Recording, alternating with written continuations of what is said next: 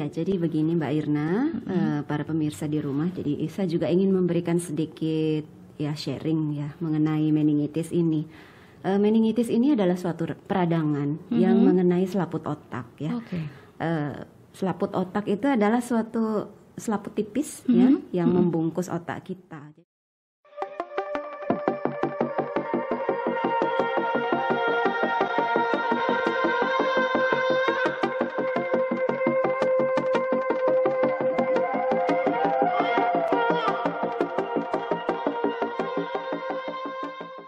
Hai sahabat kreatif, apa kabar? Senang sekali saya Irna kembali bakal ngajak kamu untuk ngobrol bersama narasumber. Dan kali ini kita bakal ngobrol sama Dr. Lina. Hai Dr. Lina, apa kabar? Halo, apa kabar Mbak Rin? Sehat selalu. Oke, baik Dr. Lina, kita bakal ngomongin soal meningitis. Karena emang ini adalah kalau boleh dikatakan penyakit, tapi yang sebenarnya bukan penyakit baru, cuman pamornya kurang ya kayaknya, kalah sama COVID-19, kalah sama rabies. Oke, menurut Dokter Lina, apa itu meningitis? Iya, jadi begini Mbak Irna, para pemirsa di rumah. Jadi saya juga ingin memberikan sedikit ya sharing ya mengenai meningitis ini. Meningitis ini adalah suatu peradangan yang mengenai selaput otak ya. Selaput otak itu adalah suatu selaput tipis ya yang membungkus otak kita. Jadi dia ada beberapa lapisan tipis gitu. Disebut dengan menings. Nah, apabila menings ini mengalami iritasi atau infeksi karena virus ataupun dari bakteri, nah ini akan menyebabkan sama juga seperti organ tubuh lainnya yang mengalami infeksi. Jadi bisa seperti memberikan gejala-gejala infeksi yang bisa kita lihat manifestasinya berupa nyeri kepala, kemudian demam, dan kemudian kaku pada kuduk pada pemeriksaan fisiknya seperti itu. Jadi secara global meningitis ini memang mengenai bagian selaput otak ya, selaput otak. Jadi bisa juga nantinya lama-kelamaan mengenai otaknya sendiri, dari selaput otak menjalar mengenai parenkim otak atau jaringan otak sendiri. Itu disebut dengan meningoencephalitis. Nah, itu dia tuh bahasanya ya. Tapi emang kalau ngomongin soal meningitis ini, sebenarnya awalnya ketahuan bahwa ini adalah meningitis itu dari kapan sebenarnya sih, Dok? Apakah memang baru-baru? Apakah memang sebenarnya udah lama? Cuman karena mungkin kasusnya lebih sedikit atau gimana nih, Dok? Ya, jadi mungkin gongnya aja kurang. Tidak seperti COVID sosialisasinya misalnya, yang kurang gitu. Jadi tidak banyak diketahui oleh umum bahwa penyakit ini ada sejak zaman dahulu memang sudah ada. Ya, ada kuman, ya ada juga penyakit ini sebenarnya, cuman belum terlalu lazim ya diketahui. Kenapa dia naik daun? Nah, karena belakangan ini ada beberapa varian dari bakteri yang menyebabkan meningitis ini yang asalnya itu kita dapati dari babi gitu. Mungkin Mbak Irna sudah dengar ya, ada yang disebut dengan meningitis Swiss. Itu berasal disebabkan oleh Streptococcus suis yang menginfeksi babi. Nah, itu bisa menyebabkan meningitis pada manusia. Jadi tapi sebenarnya sebelum kita menuju ke kasus tersebut, penyebab utama dari meningitis sebenarnya? Iya, itu tadi seperti sudah sempat saya sampaikan tadi, penyebab meningitis itu bisa berupa bakteri ya. Bakterinya juga macam-macam. Misalnya seperti tadi Streptococcus suis, Haemophilus influenza, macam-macam. Kemudian virus sendiri bisa menyebabkan meningitis. Berbagai macam virus itu juga banyak, puluhan dia. Ada jamur pada individu-individu yang mengalami penurunan daya tahan tubuh misalnya. Teman-teman kita penderita HIV positif misalnya, nah bisa meningitisnya berupa meningitis karena jamur seperti itu. Nah, kalau yang pasien nih, usia berapa, Dok, yang misalnya rentan atau nggak ada batas usia nih, semuanya harus hati-hati misalnya kayak gitu? Benar sekali Mbak Irna, tidak ada batas usia sih ya, dari bayi hingga orang ngeri lansia, ya berarti ya. Bisa sangat rentan kena meningitis, tergantung dari status daya tahan tubuh. Kembali lagi ke daya tahan tubuh, sahabat kreatif, penting banget ya daya tahan tubuh ya. Nah, kasus yang memang mungkin kalau boleh dikatakan atau nggak diceritakan sama Dokter Lina untuk sahabat kreatif ketahui bahwa meningitis di Bali deh atau nggak di Kabupaten Buleleng seperti apa nih kasusnya? Iya. Seperti yang saya sempat juga singgung tadi, secara umum memang kejadian meningitis ini dia adalah salah satu kegawat daruratan di bidang neurologi. Saya seorang dokter saraf ya, atau neurologis ya. Jadi salah satu kegawat daruratan di bidang neurologi yaitu infeksi, yaitu infeksi intrakranial yaitu meningitis ini. Kami merawat pasien meningitis cukup banyak ya. Secara angka insidensinya sih tepatnya kalau di Buleleng ini saya belum dapat angkanya gitu. Tapi kalau memang secara umum meningitis ini cukup banyak ya, bisa mencapai sekitar 20% dari keseluruhan kasus infeksi di neurologi seperti gitu. Jadi hal yang penting kita perhatikan apa nih kita curiga. Nih, ini suatu meningitis. Ini cuma demam biasa. Berarti ini kita dari harus kepala biasa. Fokus ke gejalanya nih. Ya, harus ke gejala kliniknya. Jadi seorang dokter umum tentunya sudah memang aware bahwa ini suatu meningitis. Saya nggak bisa tanganin, harus rujuk ke neurologi. Ada beberapa hal yang mesti kita perhatikan, Mbak Ir. Lebih spesifik kalau itu adalah meningitis gitu. Satu, jika seorang pasien mengeluhkan nyeri kepala yang hebat sekali, nyeri kepala terus kasih obat, ada berkurang tapi tidak hilang gitu.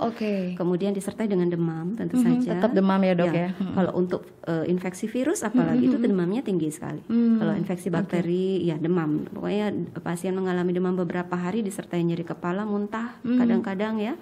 Dan kemudian merasakan tidak enak pada daerah leher. Apa seperti kaku atau gimana dok? Kaku. Ya, jadi kalau kolesterol tinggi juga ya berarti ya. Jadi pas nanti dokternya periksa, namanya pemeriksaan kaku kuduk itu didapati. Itu khas. Gitu, Ya, itu. Apabila sudah ada tanda-tanda tersebut ya sudah tidak bisa menunggu lagi, harus segera dikonsulkan ke neurologi. Apalagi satu lagi Mbak Irna, untuk meningitis Swiss yang tadi kita banyak dapati dari infeksi dari babi itu ya, yang memang menderita infeksi Streptococcus Swiss. Ada satu gejala yang sangat khas, yaitu kerusakan telinga. Jadi kemampuan pendengarannya berkurang atau tuli. Ada yang benar-benar tuli. Ada yang seperti itu. Jadi dari awal mengalami penurunan daya pendengaran sampai akhirnya benar-benar tuli. Jadi pengenalan secara dini atau deteksi dini terhadap adanya meningitis ini sangat penting karena sangat berhubungan dengan bagaimana cepatnya kita memberikan penanganan. Karena kalau sudah ada kerusakan neurologi akan sulit sekali untuk pulih. Kalau telat kita ngelaporinnya, sahabat kreatif itu sangat nggak bagus ya. Benar-benar tidak kembali nanti Mbak Irna pendengarannya. Ya ampun. Nah, tadi kan yang unik adalah tadi dokter bilang bahwa ini adalah dari babi. Nah, sebenarnya apa yang salah dari babi? Maksudnya apakah dari cara peternaknya atau cara mengolahnya kita sebagai konsumen, atau apa nih yang harusnya dilakukan gitu? Iya benar Mbak Irna, bagus sekali pertanyaannya. Memang yang harus kita perhatikan sanitasi dan hygiene-nya babi itu sendiri. Makanya. Ya karena Streptococcus suis memang senang di tempat-tempat yang memang sanitasinya kurang bagus seperti itu. Jadi kebersihan kandang, kemudian pencahayaan ya, cahaya sirkulasi matahari, udara gitu sirkulasi juga ya. udara itu sangat penting sehingga jangan sampai kuman-kuman semacam ini bisa berkembang. Karena begitu dia sekali berkembang pada babi, kemudian yang akan merawat babi itu kan tentu saja manusia dan pengkonsumsinya juga manusia.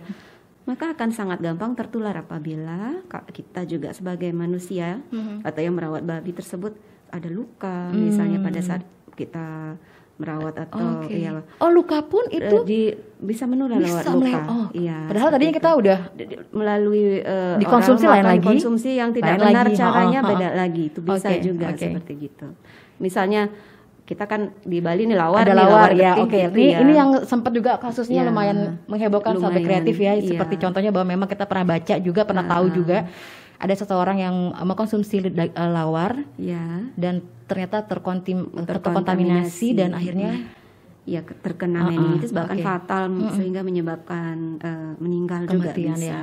Jadi memang seperti itu. Jadi pengolahan yang tidak higienis ya. Kita kan tidak tahu misalnya tuh babinya pada saat dipelihara itu memang sudah tidak bagus sanitasi. Jadi mengandung Streptococcus suis itu gampang tertular melalui itu tadi yang saya bilang, misalnya ada luka mikro yang kita nggak tahu bisa masuk dari sana, daya tahan tubuh kita rendah, jadi dia akan berkembang menjadi suatu meningitis. Atau pada saat pengolahan tidak dikelola dengan baik, jadi tidak dipanasi dengan baik, makan mentah ya, darahnya misalnya dalam pengolahan lawar misalkan seperti itu Mbak Irna, itu juga sangat rentan apabila pada saat kebetulan daya tahan tubuh kita menurun ya, sangat gampang dia menjadi meningitis. Oke. Sangat ini ya, aku langsung termasuk apa ya, ya agak khawatir juga jadinya. Maksudnya next ini adalah apapun situ dok ya, sayuran pun kalau kita nggak cuci dengan baik misalnya sahabat kreatif ya, itu nggak bagus, kita penyakitnya lain lagi, mungkin ke belakang terus ya kan, sakit perut gitu kan, ya ini lain lagi meningitis. Tapi kalau misalnya benar-benar yang harus diwaspadai, susah sih dok ya, maksudnya gini loh, meningitis sama penyakit-penyakit lain tuh hampir mirip ya, kayak panas, tapi kan emang paling bagus, bukan bagus maksudnya paling utama dikenali itu adalah di bagian kepalanya itu ya yang terasa banget. Tapi ya kembali lagi nih sahabat kreatif, kebijakan kita sebagai seorang konsumen mengkonsumsinya ya yang penting sebenarnya aman-aman saja. Selama, yang penting cara pengolahannya baik, cukup sehingga mati kuman-kuman tersebut. Kapan kuman mati kan pada pemanasan yang cukup, misalnya 100 derajat Celcius ya kalau pas direbus, jadi harus bagus pengelolaannya, mengurangi konsumsi bahkan yang saat ini nggak usah sudah sementara waktu mengkonsumsi bener. Yang tidak matang gitu kan ya, apabila kita tidak yakin ya, apabila kita tidak yakin daging yang kita konsumsi itu berasal dari peternakan yang memang terjaga sanitasinya, hygienes-nya seperti gitu. Tapi kalau memang sudah ada dari dinas peternakan sudah menganggap oh ini layak seperti gitu, tidak ada masalah sih. Tapi memang hanya daging babi aja ya dok ya berarti? Atau ada Swiss memang khas untuk Oke, berarti kalau misalnya nih dok, daging tersebut atau enggak peliharaan tersebut ternyata memang ada terjangkit penyakit, untuk kasus ke manusia sama ke babinya apakah ada perbedaan atau gimana dok? Apakah memang harus udah tahu nih bawa penyakit misalnya gitu, apakah mesti dibinasakan? Nggak boleh ya? Memang meningitis ini kan mengenai penyebabnya kan Streptococcus suis. Jadi pada babi juga dia menyebabkan meningitis juga pada babi. Jadi kalau biasanya babi itu sudah mengalami sakit, nah itu dikonsumsi, kemungkinan besar kan kita jadi terasa kayak zombie ya dok ya. Iya kan dok, jadi langsung kita konsumsi langsung kita kena gitu kan hitungannya. Iya, masalahnya kita nggak tahu itu dia. Babi yang kita konsumsi di pasar atau kita membeli itu apakah berasal dari babi yang sehat atau yang sudah terinfeksi. Itu sangat penting peranan mungkin dari dinas terkait. Nah itu dia, jadi intinya adalah kita sebagai konsumen kembali lagi nih harus bijak sahabat kreatif mengolah atau enggak memasak makanan yang kita konsumsi itu udah bener-bener layak untuk demi kesehatan juga gitu kan ya. Nah kalau soal ini nih dok, pengobatan. Nah kita ngomong soal pengobatan ya dok, karena memang sempat tadi kan sampai fatal itu, sampai aku dengernya hanya sebegitu loh, kok fatal banget gitu loh. Ada inkubasinya juga nggak dok kayak penyakit lain gitu maksudnya? Onsetnya dari semua penyakit dengan pas suatu infeksi gitu ada onset ya, masa inkubasi. Kalau pada penyakit meningitis ini kalau misalnya suatu bakteri rata-rata 3-5 hari atau sampai 1 minggu baru muncul gejala dari onset gitu. Jadi begitu pasien didiagnosis atau di-assessment sebagai suatu meningitis, maka seorang dokter saraf, misalnya saya dapati pasien dengan meningitis, saya akan langsung menganjurkan atau meminta pasien ini akan kami lakukan tindakan yang namanya lumbal pungsi atau spinal tap, pengambilan cairan sampel ya liquor cerebrospinal atau cairan otak gitu. Kita ambil beberapa cc, nanti kita akan uji analisis di laboratorium. Berapa lama itu dok? Perlu waktu? Itu apanya Mbak? Diceknya, tesnya itu? Ngetesnya cepat. Pengambilannya yang sulit ya. Dan kadang-kadang memang di bagian mana sih dok? Aku ngeri loh. Di bagian punggung bawah.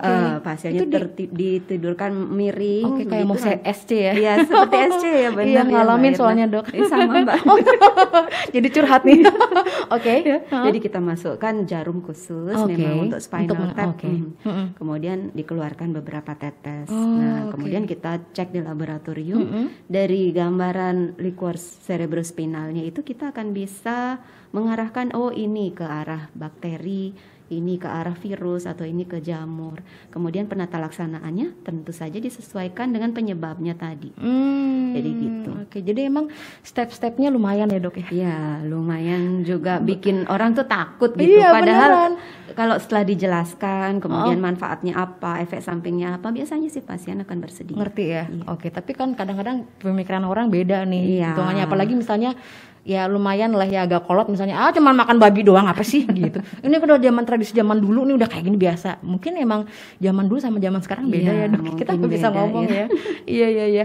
Oke, jadi sekali lagi buat sahabat kreatif, meningitis itu adalah penyakit yang memang dibawa oleh bakteri, tapi itu adalah seringnya di babi ya hitungannya ya. Dan sekali lagi cara pengolahannya mungkin dari dokter sendiri deh, misalnya kalau selama ini nih ngalamin menghadapi pasien yang seperti itu, pernah nggak maksudnya yang paling fatal itu udah kayak gimana?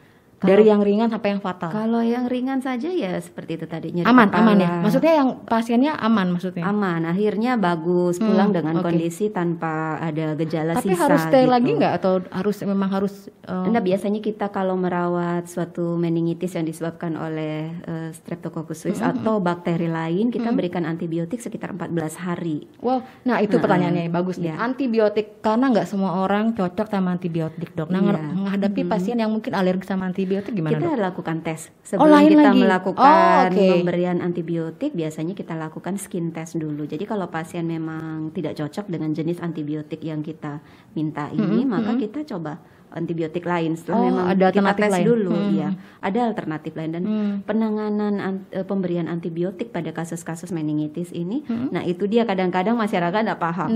Biasanya kita sudah memberikan sekitar 5 hari dan pasiennya sudah membaik tanpa ada gejala, langsung minta pulang. Tapi tidak boleh. Kita harus habiskan karena gitu. ya dalam waktu 10 sampai 14 hari itu harus full dapat dosis antibiotik. Rata-rata kalau itu inkubasinya 14 hari ya Dok ya? Bukan masa inkubasinya jadi pemberian antibiotiknya Mbak, supaya memang benar-benar yakin clear, mati gitu. Tapi emang yakin bisa hilang sama sekali seperti itu. Jadi dari kita kan bertumbuh pada suatu teori gitu, misalnya pemberian antibiotik ini untuk kasus meningitis ya memang sekian hari. Kalau di bawah itu kita berikan kan kemungkinan besar belum mati semua atau gejalanya juga belum baik, tapi belum dirasakan lah perbaikan yang cukup, tapi udah pasien biasanya minta pulang. Itu yang sangat sering kami alami. Gitu. Jadi ngadepinnya adalah tahan ya Bu, tahan kita ya, harus Pak, berkali-kali memberikan KIE, mengedukasi. Nah tadi kan juga dokter bilang 14 hari nih kan. Kalau kayak penyakit COVID itu kan bisa kena lagi. Kalau meningitis bisa kena lagi. Bisa Mbak. Sama juga. Aduh. Bisa.